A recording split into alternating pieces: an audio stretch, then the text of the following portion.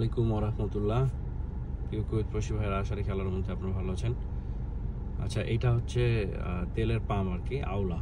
ঠিক আছে, তো যেটাই হোক, আমি আসলে বলার উদ্দেশ্য অন্য।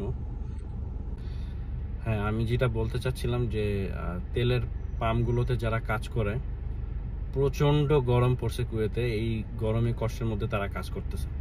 ঠিক আছে, তাদের সেবা নিয়ে মানে তাদের কষ্টটা নিয়ে কারো কোনো মাথা ব্যথা নেই। ঠিক আছে, তো আমি বিশেষ করে আমাদের বাংলাদেশ এম্বাসি, যেহেতু বেশিরভাগই হচ্ছে বাংলাদেশি কাজ করে এখানে, তাই আমি বাংলাদেশ এম্বাসি বা বাংলাদেশ অ্যাম্বাসেডরকে আমি অনুরোধ করব, আপনারা একটু কথা বলেন এদের সাথে।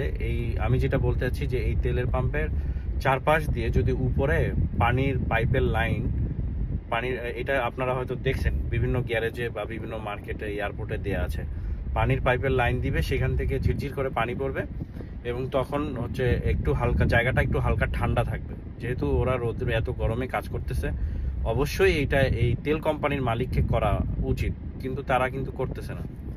তো দয়া করে একটু বাংলাদেশ অ্যাম্বাসেডরকে একটু তাদেরকে বলতে হবে, তাদেরকে না বললে করবে না এটা।